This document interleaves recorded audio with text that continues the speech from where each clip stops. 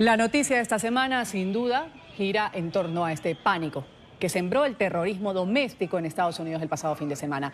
3 ataques armados acabaron con la vida de al menos 31 personas, dejaron más de 50 heridos. El odio habría sido la principal motivación de los autores de estas matanzas para cometer sus sangrientos atentados. Todos los tiradores son estadounidenses y en el caso de la masacre en un centro comercial en El Paso, Texas, el sospechoso publicó un manifiesto racista y antimigrante semanas antes de llevar a cabo este plan macabro. Pese a que el presidente Donald Trump ha declarado que no hay lugar para el odio, en la Unión Americana estos incidentes lamentables se repiten cada vez con más frecuencia, principalmente por la flexible política para la compra de armas. Fin de semana violento en Estados Unidos. 3 ataques armados conmocionaron al país y lo mantienen en alerta máxima. Ya suman además 5 los tiroteos que se registran en menos de una semana. El Paso, Dayton y Chicago fueron el escenario del terror, aunque en esta última ciudad no se reportaron víctimas mortales. Los 3 ataques ocurrieron en menos de 24 horas y fueron perpetrados por ciudadanos estadounidenses. En esta oportunidad, la xenofobia y el racismo fueron las causas detrás de las masacres. El tiroteo en Texas se investiga como un crimen de odio, debido a un manifiesto atribuido al sospechoso, quien fue detenido y denunciaba una invasión hispana de Texas. La declaración de 4 páginas contenía mensajes supremacistas y habría sido publicada por el sospechoso en un foro extremista antes del tiroteo. Los residentes de la mexicana Ciudad Juárez, fronteriza con El Paso, organizaron una vigilia para las víctimas del tiroteo. Es una verdadera tragedia y nos preocupa el hecho de que se está alimentando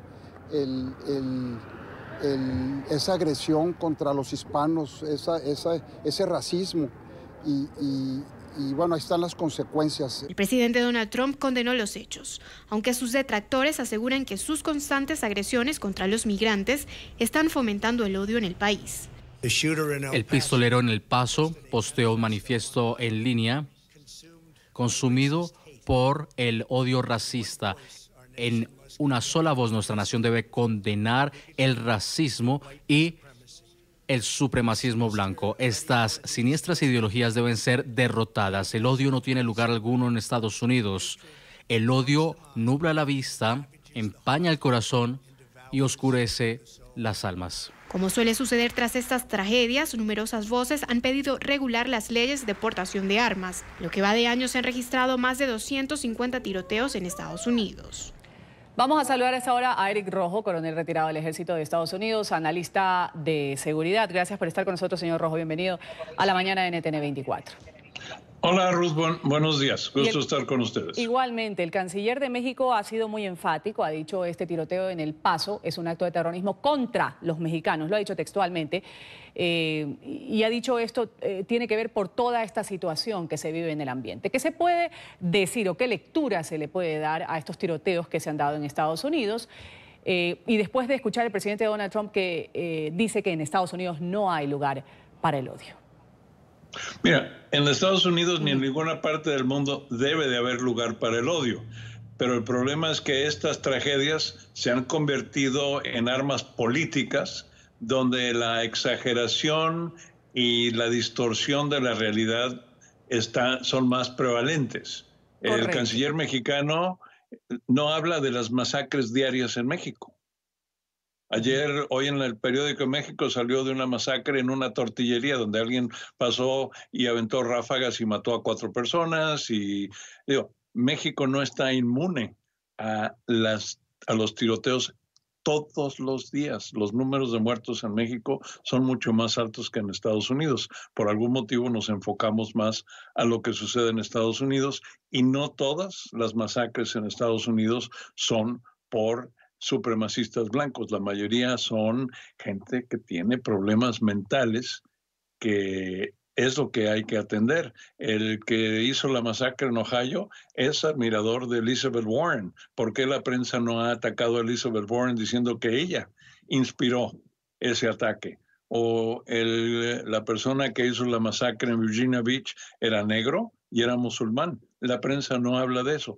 Tenemos que resolver todos los problemas y no nada más tratar de atacar a un solo grupo porque es políticamente conveniente cambiar la dirección de la solución de los problemas. Ahora, en medio de toda esta situación política que usted cita, se habla de que el racismo y la supremacía blanca son problemas muy serios que existen, que son palpables en Estados Unidos, que se están viendo muy a menudo. ¿Cómo se puede... Eso no es cierto, perdón, ¿Cómo no es se puede cierto, es una mentira. ¿Es una mentira de quién? ¿Del presidente Trump que lo dijo? No, de que es algo nuevo. El racismo siempre ha existido en Estados Unidos. Sí, pero son problemas serios, es lo que están diciendo ahora. Son problemas No, por palpablemente eso serios. lo están politizando. Siempre ha habido grupos de supremacistas blancos. En los 80 estaba lo que llamaban las naciones arias. Estaban los panteras negras, los grupos negros. Hoy en día se ha elevado el nivel sencillamente porque el odio contra Trump de parte de los liberales ha hecho que lo condenen a él de racista, que no lo es, porque él demostró toda su vida que no tiene un solo pelo de racista, pero tratan de vender eso constantemente. Entonces, mi argumento es que no estamos viendo el problema real y estamos dándole aire a las posiciones políticas que no van a resolver el problema de las masacres. ¿Qué resuelve el problema de las masacres entonces, señor Rojo? Tenemos que ver la salud mental de las personas que están aisladas socialmente. Si vemos los estudios que existen hoy en día, el 80% de aquellos, por el motivo que a ellos individualmente se les ocurre para hacer la masacre, son individuos que están aislados de la sociedad, que la sociedad se sienten abandonados, se sienten solos, entonces buscan una manera de sacar sus frustraciones, lo convierten en un odio contra cualquier grupo, ya sea mexicanos, ya sea negros, ya sea judíos, ya sea al azar, como fue en Ohio. Las masacres en Chicago son diarias. Digo, la ciudad de Chicago y la ciudad de Washington, en los barrios negros, las balaceras son todos los días, pero nadie le hace caso a estas cosas. Pero todos son problemas sociales, no tanto son problemas políticos, porque aunque el ataque en El Paso sí se debe de tratar como un ataque terrorista doméstico enfocado a hispanos y a mexicanos, es una organización terrorista de una persona. No es que haya un grupo de terroristas que estén planeando hacer esto como se ve el terrorismo en general. A criterio suyo, ¿el discurso o la política antimigrante del presidente Trump incrementa este tipo de ataques o no? No, porque digo, hay gente que nunca ha querido a los inmigrantes, incluso... Yo siendo mexicoamericano conozco a muchos mexicoamericanos que no quieren más inmigrantes, que entonces no tiene nada que ver con la perspectiva racial. Además que hoy en día hemos aceptado que decir que el ser latino, ser hispano es una raza diferente. Pero una cosa es no querer, no aceptar, otra cosa es irlos a matar, por ejemplo. No, sí, pero la mayoría de la gente que se opone no los quiere matar. En este caso es una sola persona y se le está adjudicando a él el odio de él a miles de otras personas que no quieren la inmigración indocumentada, no quieren la inmigración ilegal, o mexicoamericanos que no quieren que haya más mexicanos. Nunca lo entendí, pero te repito cosas que yo he oído en la comunidad que de primera generación de mexicoamericanos que dicen ya no queremos más mexicanos en Estados Unidos. Es una posición absurda, pero es real y no tiene nada que ver con ser blanco, negro o asiático. Y el punto que iba yo a decir, se nos olvida que los hispanos somos multirraciales. No hemos permitido que se nos clasifique como una raza aparte y no lo somos. Lo único que tenemos en común es que hablamos español, pero fuera de eso, los hispanos, y lo sabes muy bien, en Colombia, en Venezuela, en Argentina, en México, es una mezcla de todo. Analista de seguridad, coronel retirado del Ejército de Estados Unidos, ha estado con nosotros, Eric Rojo. Un gusto tenerlo aquí con nosotros en la mañana de NTN 24, deseándole un buen martes para usted. Gracias, Ruth. Buen día. Igualmente. Justamente mientras Estados Unidos aún no se repone de estas masacres, las sucedidas el fin de semana en Florida, un hombre ha sido detenido por amenazar con un tiroteo en una tienda de Walmart. En Miami, Paola Serna tiene la historia. Paola, adelante.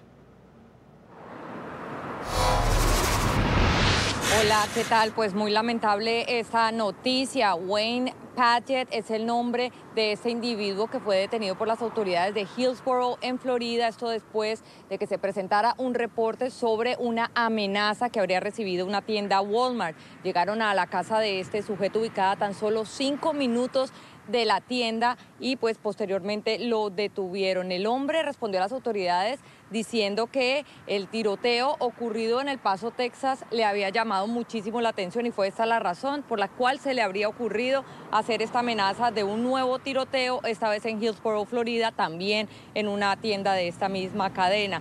La tienda pues fue evacuada y lo irónico también es que la madre de este individuo trabaja en esta misma cadena. Pues el hombre ha sido detenido, no se encontraron armas en su residencia, sin embargo pues se enfrenta a cargos por haber realizado este tipo de amenaza de atacar a la población con armas de fuego. Es por ahora la información desde Miami. Soy Paola Serna, continúen con más desde nuestros estudios centrales. Buen día. Buen día, Paola, gracias por ese reporte. Y nuevamente, Corea del Norte ha disparado más de sus misiles balísticos de corto alcance. Con ello, el régimen de Kim Jong-un está cumpliendo esta advertencia que hizo de seguir lanzando proyectiles como protesta a los ejercicios militares conjuntos entre Estados Unidos y Corea del Sur. Alejandro Rincón, desde Nueva York, nos informa. Alejandro, buen día para ti.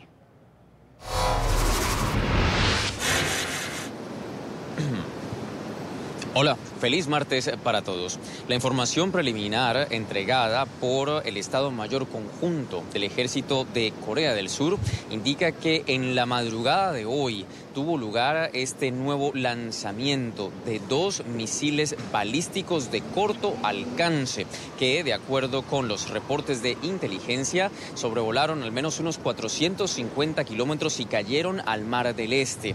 Un nuevo acto de desafío, un mensaje directo el que vuelve a entregar Pyongyang no solo a los Estados Unidos y Corea del Sur, sino al resto de la comunidad internacional. Es la 4ª vez en las 2 últimas semanas que tiene lugar este tipo de lanzamiento de misiles balísticos, algo que ha sido condenado en reiteradas oportunidades por parte de la comunidad internacional, incluso en mensajes directos que han surgido desde aquí, desde la ciudad de Nueva York, donde está la sede general de la Organización de Naciones Unidas y su Consejo de Seguridad. A propósito de este último lanzamiento, han surgido ya algunas de las primeras reacciones, no solo de parte de los vecinos de Corea del Norte, sino en este caso particular de los Estados Unidos. El secretario de Defensa de la Unión Americana, Mark Esper, en las últimas horas entregó el siguiente mensaje como respuesta a este nuevo lanzamiento de misiles de parte de Corea del Norte. Esto fue lo que dijo el secretario. Vean. Creo que es clave mantener la puerta de la diplomacia abierta. El presidente tuvo una buena reunión hace algunos meses con Kim Jong-un y no vamos a exagerar una respuesta, pero los estamos siguiendo y sabemos lo que hacen. Palabras más, palabras menos. El mensaje del secretario de Defensa de los Estados Unidos es que la Casa Blanca ni la administración Trump, como se dice coloquialmente, no se van a despelucar por este nuevo acto de parte del régimen de Kim Jong-un. Es una voz muy importante, dado que justo ahora la comunidad internacional está atenta al futuro de las negociaciones nucleares que la administración Trump ha intentado revivir con Corea del Norte, luego de que el pasado 30 de junio, en una reunión imprevista entre el presidente Donald Trump y el líder del régimen Kim Jong-un en la zona desmilitarizada entre las dos Coreas, justo tuviera como producto esencial un acuerdo entre Washington y Pyongyang para tratar de resumir esta ronda de diálogos nucleares. Sin embargo, desde entonces este proyecto ha estado completamente congelado y a la luz de este nuevo lanzamiento de misiles, pues es cada vez más incierto qué va a pasar con estos acercamientos entre ambas partes, entre Washington y Pyongyang. Lo que se desea, sin embargo, es que ojalá haya algunas vías para que la diplomacia prevalezca esclarezca y al menos a la luz de esa declaración que ustedes acaban de ver de parte del secretario de Defensa, pues al menos la postura del gobierno de los Estados Unidos sigue siendo esa, tratar de que las vías diplomáticas continúen activas y sean el mecanismo esencial para que se avance en las negociaciones y en aliviar las tensiones con Corea del Norte. Es todo lo que tenemos para ustedes por ahora. Continúen con más en el Centro Internacional de Noticias.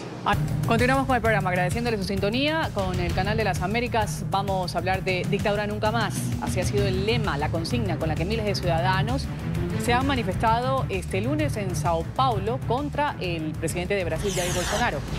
La movilización fue convocada por el Frente Pueblo Sin Miedo. Tenía como objetivo rechazar las políticas autoritarias del mandatario, su intento de censurar a la prensa y la libertad de expresión. En esta movilización también han participado movimientos sociales, familiares de las víctimas de la dictadura parlamentaria y activistas. La protesta antigubernamental es la respuesta a una polémica declaración de Bolsonaro sobre una de las víctimas de la dictadura, de quien dijo fue asesinado por un grupo armado de izquierda y no por los militares, como lo indican los informes oficiales sobre su desaparición en el 74. En el funeral privado, fue sepultada la nieta de 22 años del exfiscal de Estados Unidos, Robert Kennedy, hermano del expresidente John F. Kennedy. La joven falleció la semana pasada tras ser hallada inconsciente en un complejo familiar en Massachusetts. Sus padres, su abuela de 91 años, Ethel Kennedy, han asistido a esta ceremonia en el sudeste de Boston, junto a otros miembros del clan Kennedy. Las causas de su muerte están bajo investigación, citando fuentes cercanas a la familia. El diario The New York Times ha indicado que Sarah Kennedy habría perdido la vida por una sobredosis de droga. La policía española ha capturado 24 personas por intercambio de pornografía infantil en Internet. Entre los detenidos está una mujer de nacionalidad colombiana que, según las autoridades, distribuía este material con la ayuda de su hijo. También hay 4 menores de edad, uno de ellos de 14 años. Han sido detenidas 24 personas por intercambiar pornografía infantil a través de una conocida red social. También hay 9 investigados y 4 de los detenidos son menores de edad, siendo uno un menor de 14 años. En Asturias se ha detenido a una mujer de nacionalidad colombiana de 39 años y a su hijo de 19 por intercambiar pornografía infantil. El hijo daba soporte tecnológico a la madre, ya que ésta no tenía los suficientes conocimientos informáticos, pero tenía conocimiento completo de las actividades ilícitas.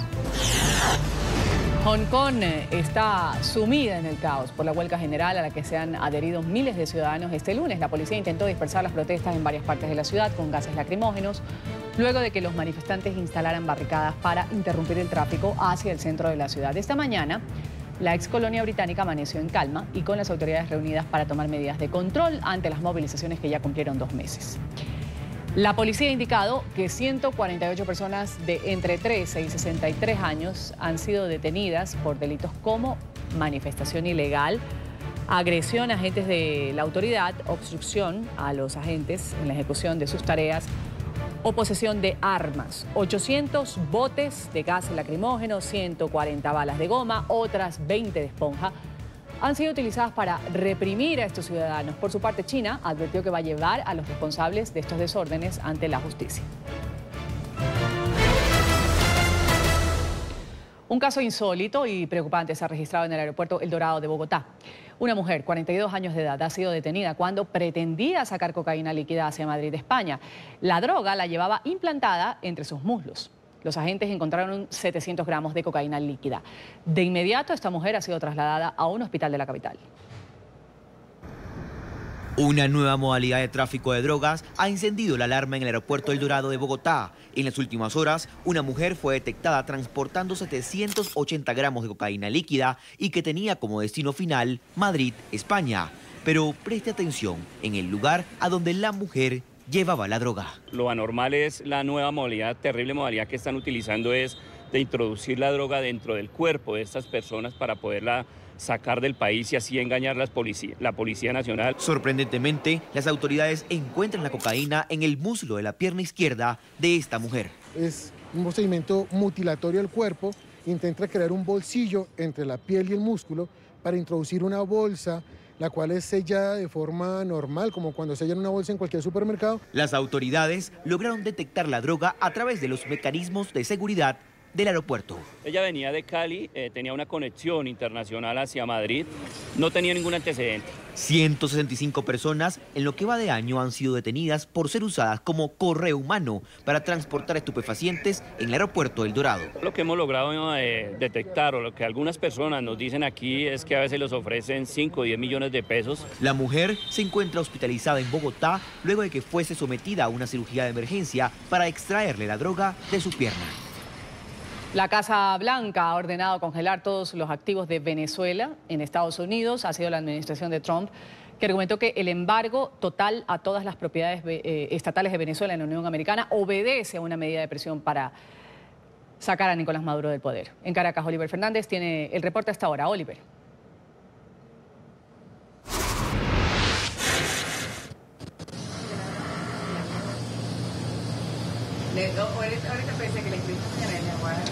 Un buen día para ti, Ruth, un gusto como siempre saludarte desde la capital venezolana. Así es, pues Venezuela amaneció con estas nuevas sanciones por parte del gobierno norteamericano, y para hablar sobre este tema tenemos a Giovanna de Michele, quien es internacionalista, y queríamos preguntarle qué abarcan estas sanciones. Pareciera que es un bloqueo general.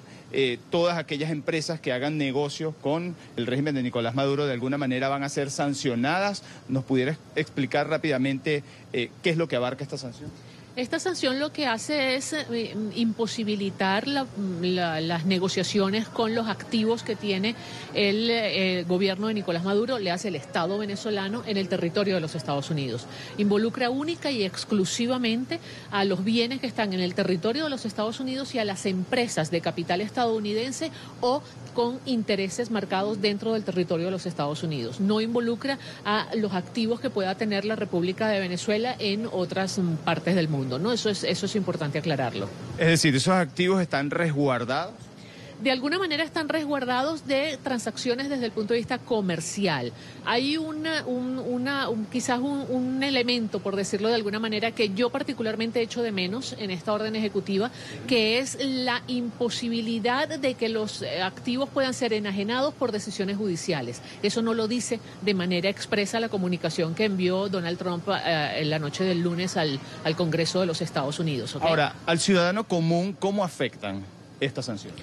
Sí, le afectan en la medida en que esto disminuye todavía más el margen de maniobra desde el punto de vista financiero para la administración de Nicolás Maduro, y recordemos que prácticamente todo lo que se consume en Venezuela en el ámbito de alimentos y medicamentos viene importado, y en la medida en que no haya acceso a los recursos financieros de la República, pues habrá muchas más limitaciones para que esas importaciones se puedan materializar, sobre todo considerando que quien es el principal importador en el caso venezolano es precisamente el Estado, ¿no? Sin embargo, esta sanción tiene algunas excepciones, por ejemplo, en cuanto a la ayuda humanitaria, los alimentos. Sí, la sanción excluye todo lo que tiene que ver con ayuda humanitaria en alimentos y medicinas, pero tiene que ser canalizado como ayuda humanitaria, es decir, no puede ser canalizado como compras de la República para después ser distribuidos dentro del territorio nacional. ¿Se ve la diferencia?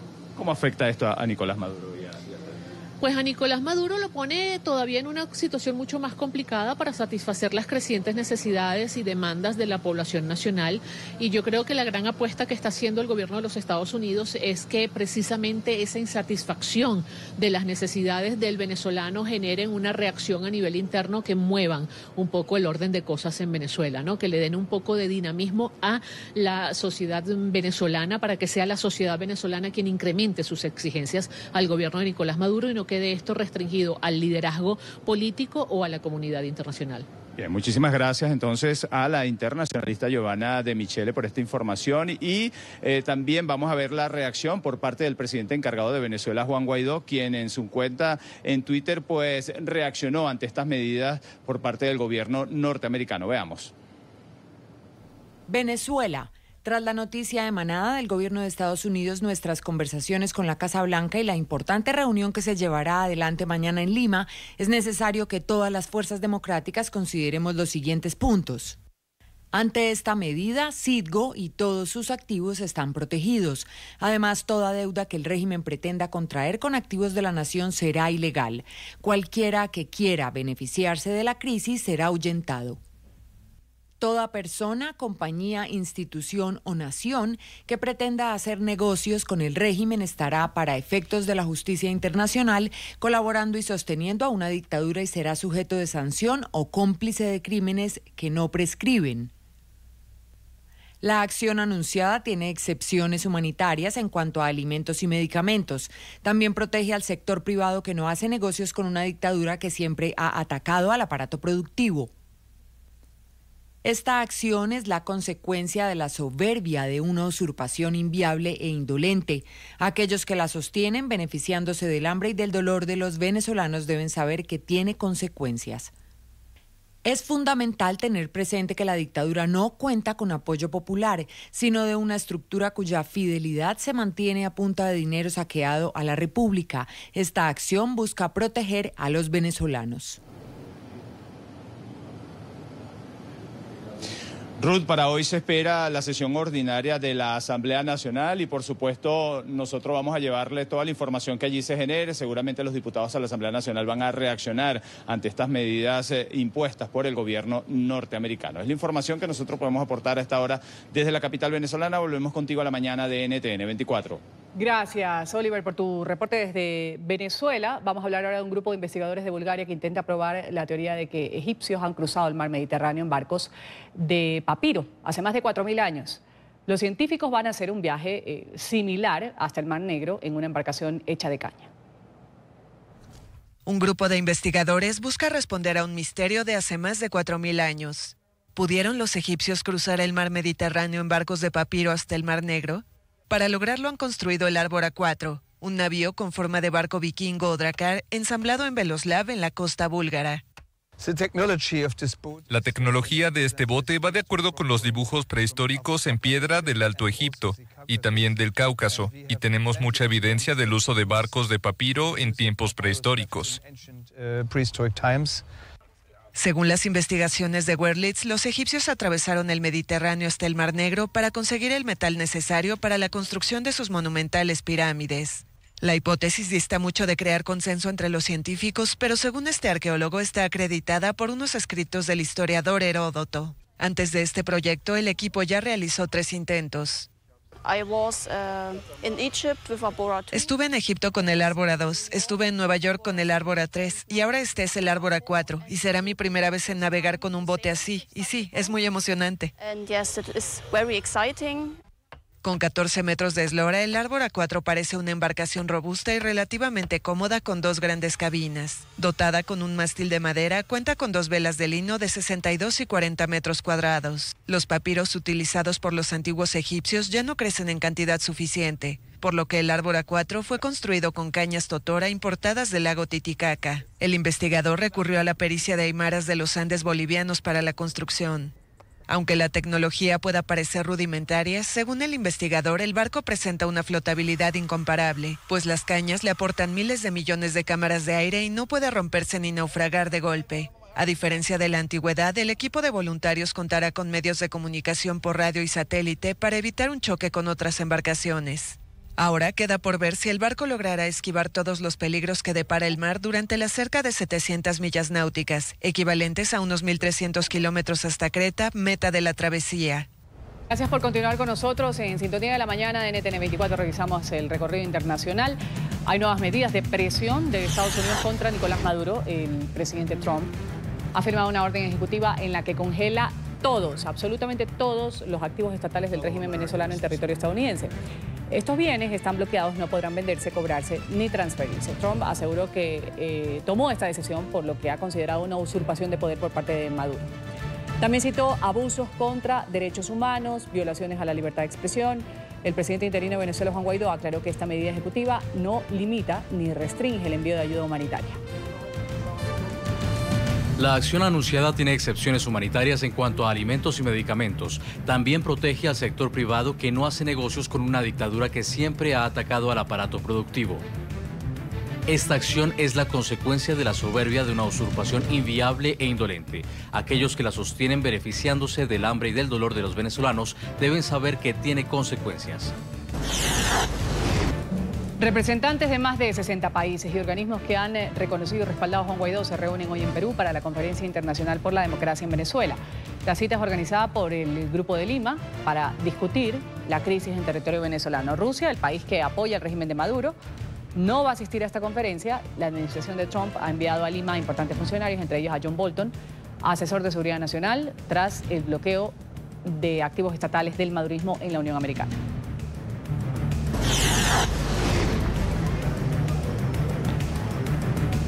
Una medida en beneficio de los ciudadanos de Venezuela. El gobierno de Brasil ha firmado un decreto en el que acepta la prórroga por 5 años de los pasaportes vencidos de los venezolanos, que les permitirá transitar a territorio brasileño sin ningún inconveniente. La decisión ha sido notificada tanto a la Policía Federal, responsable de custodiar las fronteras, como a la Agencia Nacional de Aviación Civil.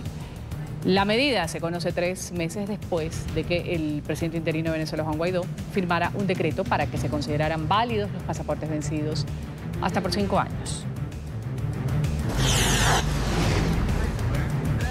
Nicolás Maduro sin respaldo al interior de Venezuela. Una encuesta que ha sido realizada por la firma Pronóstico ha revelado que solo el 2% de la población se considera afín a las políticas del régimen. El sondeo además ha indicado que el 70.4% de los encuestados ha culpado directamente a Maduro y a sus funcionarios de la actual crisis política y humanitaria que hay en el país. Según los resultados, la línea discursiva del régimen de atribuir la crisis a las sanciones de Estados Unidos y a la Unión Europea no han tenido ninguna repercusión en la población.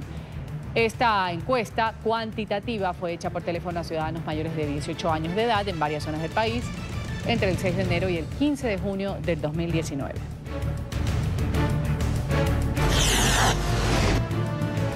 El presidente de Estados Unidos va a visitar mañana El Paso, Texas. Ahí se va a reunir con las familias de los afectados por el tiroteo que el sábado pasado se registró y deja hasta el momento 22 muertos y 24 heridos. Trump ha sido acusado de alentar con su retórica el resentimiento contra grupos étnicos minoritarios. Algunos residentes de El Paso, que tiene una población principalmente hispana, han dicho que el mandatario no va a ser bienvenido. El alcalde de la ciudad confirmó la visita del republicano. El presidente Trump me llamó ayer, fue muy amable. Todos ustedes conocen mi historia con el presidente cuando defendía El Paso. Él fue muy amable, se ofreció a ayudar de cualquier manera que pudiera. Fue una breve llamada y nada demasiado específico. Él vendrá aquí el miércoles. Le pediré al presidente Trump que apoye nuestros esfuerzos con todos y cada uno de los recursos federales disponibles. Nuestra recuperación no es una pequeña tarea. México avanza en su intención de interponer una denuncia por terrorismo tras el tiroteo registrado el día sábado en El Paso, Texas, en el que murieron 8 ciudadanos mexicanos. El canciller Marcelo Ebrard ha recorrido el lugar de los hechos, se ha reunido con las autoridades y ha visitado a los 6 mexicanos heridos en este ataque. Ebrard dijo que el gobierno va a prestar todo el apoyo a las familias de las víctimas mortales y a los lesionados. El ministro de Relaciones Exteriores anunció que se va a reunir con el fiscal general de México para iniciar los procesos judiciales por terrorismo contra ciudadanos mexicanos, que incluye un reclamo a la compra y venta, también distribución de armas en Estados Unidos. Diría en primer lugar que visitamos los 2 centros médicos principales en los que tenemos heridas, heridos o víctimas de mexicanas y mexicanos.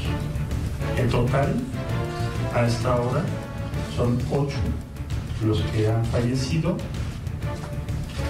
y tenemos 6 hospitalizados con diferentes grados de gravedad.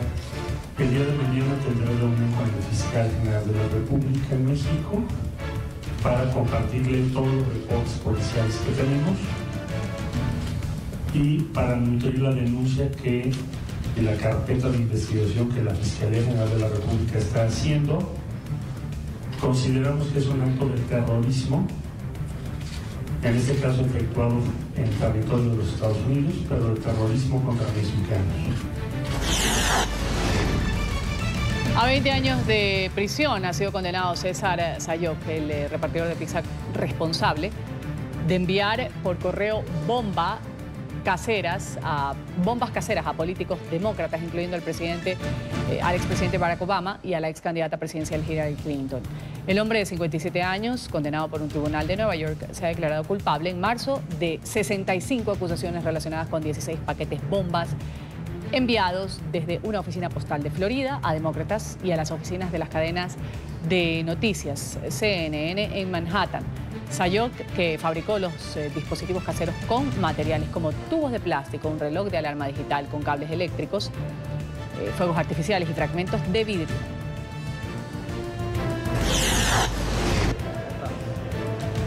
Sigue, compañero.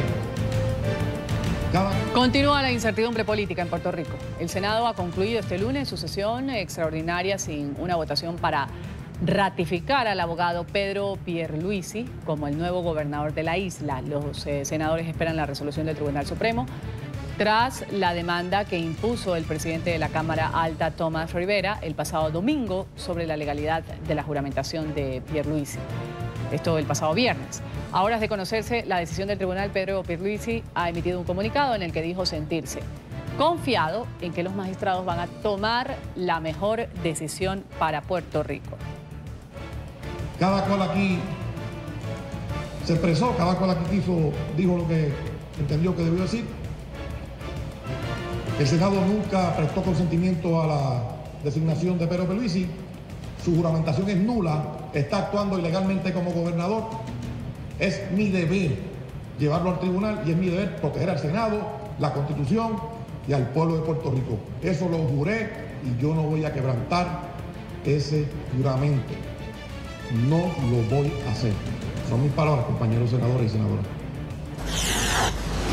Guardias en el estado de Alagoas, en Brasil, han detenido a un curioso infractor en una cárcel de máxima seguridad. El perpetrador era una paloma que los guardias sospechaban que era usada para transportar drogas o mensajes entre facciones criminales dentro y fuera de prisión. La paloma llevaba una bolsa roja con la inscripción PSC, que son las iniciales en portugués de la pandilla del primer comando de la capital de Brasil. Sin embargo, no había nada en esta bolsa cuando el ave fue atrapada.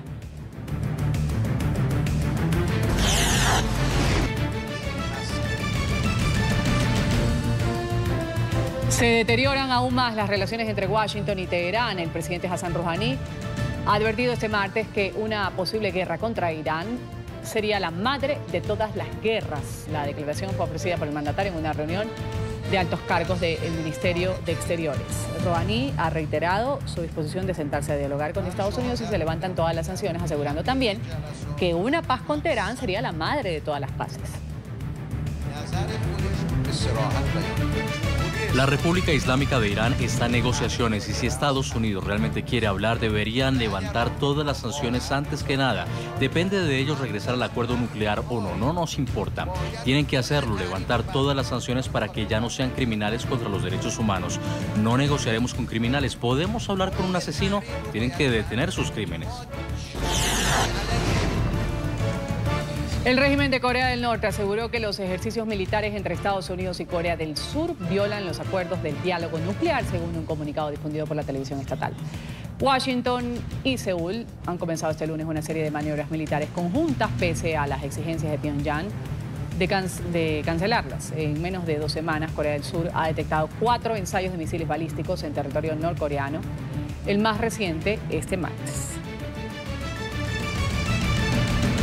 Esta es una negación descarada y una violación flagrante de la declaración conjunta de Corea del Norte y Estados Unidos del 12 de junio, la declaración Panmunjom y la declaración conjunta Pyongyang de septiembre, todas las cuales son acuerdos para establecer nuevas relaciones entre Corea del Norte y Estados Unidos y construir un régimen de paz duradero y estable sobre la península coreana.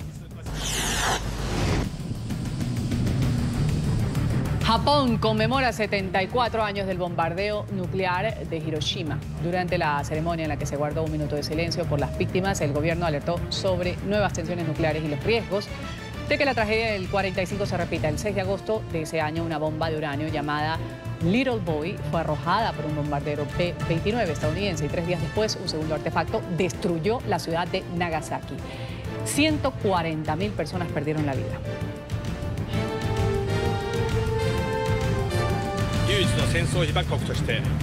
Como el único país que ha experimentado la devastación nuclear en la guerra, debemos trabajar constantemente para lograr un mundo libre de armas nucleares. Es la misión de nuestro país y eso no cambiará en la nueva era Reiwa. Debemos trabajar para lograr la nueva era pacífica y esperanzadora.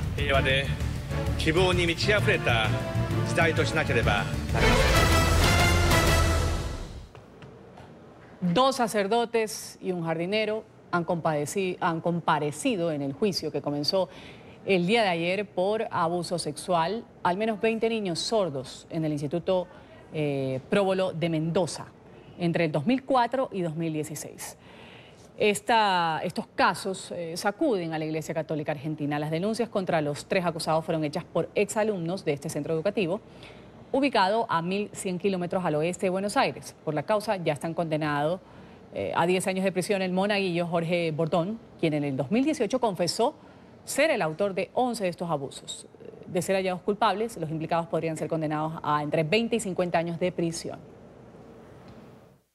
Comenzó en Argentina el juicio contra 2 curas y un jardinero acusados de abuso sexual de una veintena de niños sordos. Los 3 enfrentan cargos además de corrupción de menores y malos tratos, por lo que pueden ser condenados a penas de hasta 50 años de prisión.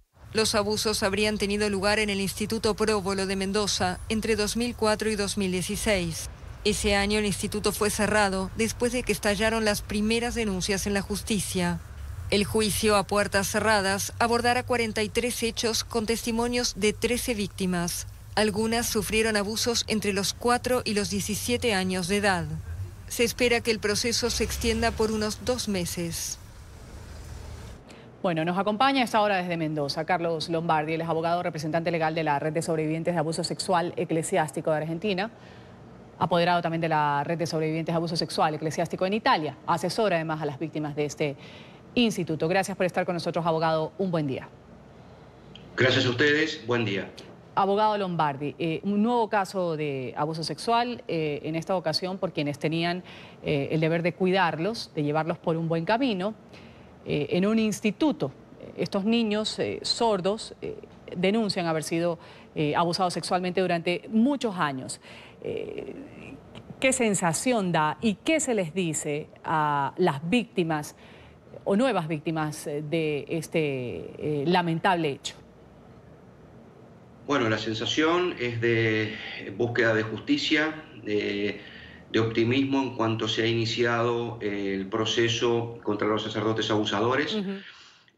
Por lo tanto, se está confiando dentro de las sensaciones, se confía en el trabajo prolijo y ordenado que la Fiscalía ha llevado a cabo juntamente con los abogados querellantes. ¿Qué se les dice a futuras víctimas o lamentablemente futuras víctimas? Porque la Iglesia Católica no ceja en este sistema que ha montado meticulosamente desde el Vaticano. Le decimos que se animen a denunciar, que en la medida de lo posible sorteen los obstáculos psicológicos y anímicos que cada víctima, cada sobreviviente de abuso eclesiástico tiene, porque cada uno, cada una tiene su propio proceso interno, que confíen y anoticien a su propio entorno familiar y que recurran a la justicia estatal. ¿Por qué le aconsejamos eso? En virtud de un protocolo que la propia Red de Sobrevivientes ha elaborado hace poco tiempo, porque nos hemos dado cuenta, conforme a la experiencia de los propios sobrevivientes y víctimas, que la Iglesia Católica, en sus distintos estamentos, espacios y organización eclesiástica, vulnera sistemáticamente los derechos humanos de las víctimas, no permitiéndole la participación en los procesos canónicos, revictimizándolas y manipulándolas. Ahora, ¿en qué contexto, si nos puede dar algún tipo de detalles, estas denuncias? ¿Cómo tardaron tanto tiempo para darse cuenta, para denunciar? Finalmente ha llevado a estos 12 sacerdotes, a este jardinero, a rendir declaraciones en un juicio. A ver, el tiempo que muchas veces ilegítimamente la opinión pública y los medios de comunicación le reclama a las víctimas en cuanto a la demora en hacer las denuncias respectivas, responden fundamentalmente a los distintos procesos, subjetividades y, valga la redundancia, procesos interiores que cada una de las víctimas y sobrevivientes tiene. No todas las personas, niños, niñas y adolescentes, llevan a cabo este proceso de abuso con sus secuelas de modo general. Cada uno tiene su propia individualidad. y a cada una le cuesta muchas veces hasta inclusive manifestárselo a sus propios familiares. De modo tal que pasa mucho tiempo por ahí y en muchas ocasiones hasta que la víctima se decide a sortear estos obstáculos desde el punto de vista psicológico y presenta las denuncias. También hay que aclarar que muchas veces, y por no decir las más de las veces, la Iglesia Católica especula con el paso del tiempo porque se asegura la prescripción de las acciones penales y de las acciones civiles por daños y perjuicios. ¿Para qué sirve, abogado Lombardi, una red de sobrevivientes de abuso sexual? Y cuando estos abusos sexuales precisamente son cometidos por representantes de la Iglesia Católica. Una red de sobrevivientes es, como su nombre lo indica, un colectivo de personas que en determinado momento de sus vidas han sufrido este terrible flagelo por parte de la autoridad eclesiástica o sus miembros, ya sean laicos y fundamentalmente sacerdotes y religiosas. Sirve para darle contención, para dar asesoramiento, para acompañar, para visibilizar, para concientizar a la opinión pública de que el flagelo del abuso sexual eclesiástico es un fenómeno de larga data y que actualmente continúa porque el Vaticano, el Estado Internacional Santa Sede, mantiene el sistema de encubrimiento premeditadamente pergeñado por la alta autoridad vaticana. No en vano, la ONU hace 5 años hizo severas exhortaciones a través de 2 comités, el comité que controla el cumplimiento de la Convención de los Derechos del Niño y el comité respectivo que controla el cumplimiento de la Convención contra la Tortura, reitero, exigió y exhortó a la Santa Sede a modificar lisa y llanamente no solamente su normativa interna, que vulnera lisa y llanamente los derechos humanos de las víctimas, sino toda su estructura, organización y funcionamiento. Hasta la fecha, el Papa Bergoglio no ha hecho absolutamente nada de eso. Vamos a agradecer a Carlos Lombardi, abogado, representante legal de las víctimas de abuso sexual eclesiástico. Gracias por estar con nosotros aquí en La Mañana. Gracias a ustedes.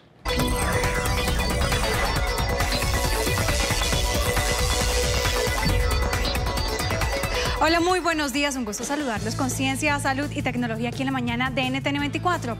La generación alfa, o también conocida como nativos digitales, sobresale por tener una exposición a la tecnología sin límite, ser solitarios y vivir a través de sus teléfonos inteligentes, tabletas y computadores.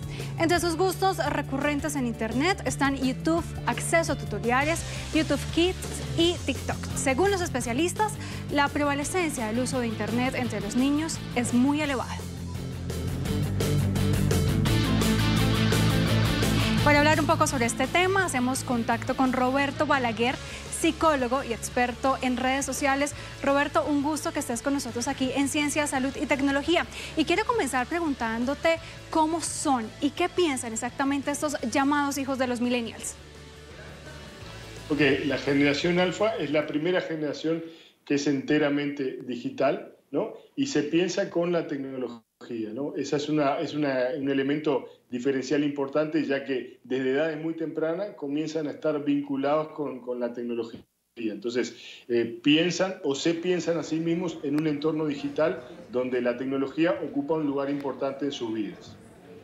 Roberto, ¿y cuáles son esos puntos en común y además también las diferencias que existen entre estos varios términos, millennials, centennials y los alfa?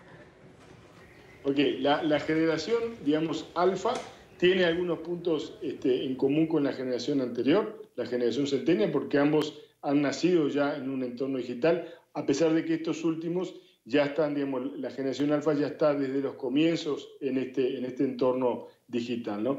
Se diferencian de sus padres, la generación millennial, en el sentido de que esta generación, digamos, tiene como padres a generaciones que también están muy conectadas desde el inicio, que están muy volcadas hacia afuera, que están acostumbrados de repente a estar en comunicación mediada y de alguna manera son padres más distraídos, son padres que quizás están menos atentos a algunas necesidades emocionales y que a veces son más padres a través de WhatsApp que en la cotidianidad. Y de hecho, cuando se investigan estas cuestiones, se ve que esta generación alfa hoy, por ejemplo, tiene más accidentes infantiles, ¿verdad? porque hay menos cuidado, a veces hay una vista más puesta quizás en el propio móvil, en las redes sociales, que en los propios chicos, ¿no? ¿Y la tecnología cómo impacta la existencia de esta nueva generación alfa?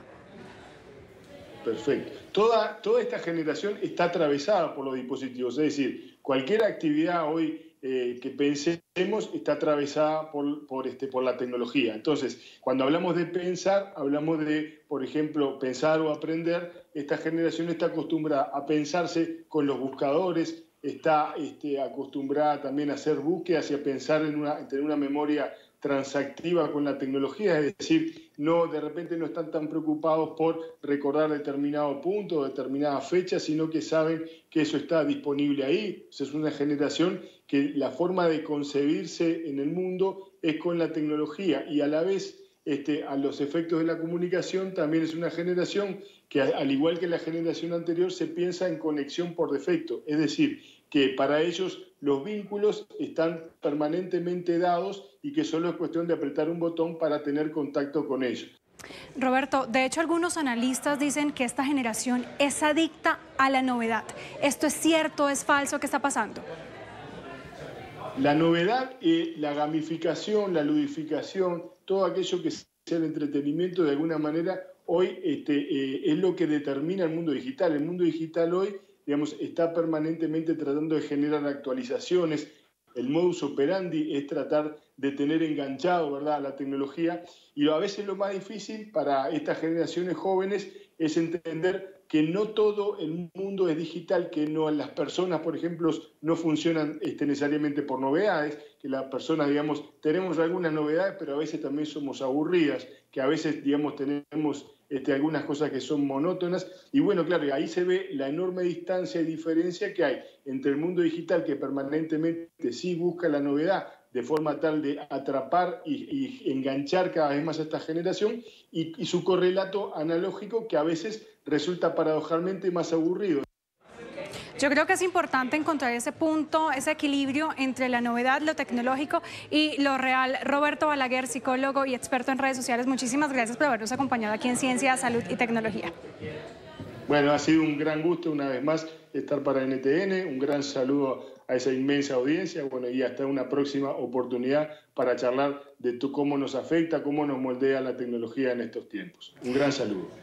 Así es, un saludo. Por ahora finalizamos Ciencia, Salud y Tecnología. Nos vemos al mediodía con mucha más información. Juan Felipe, vamos inmediatamente a agradecerles a ustedes por su sintonía con el programa La Mañana de NTN 24. Enseguida viene Club de Prensa y hasta Alexandra Colón lista con sus invitados para analizar diversos temas de interés internacional. Alexandra, buen día, buen programa.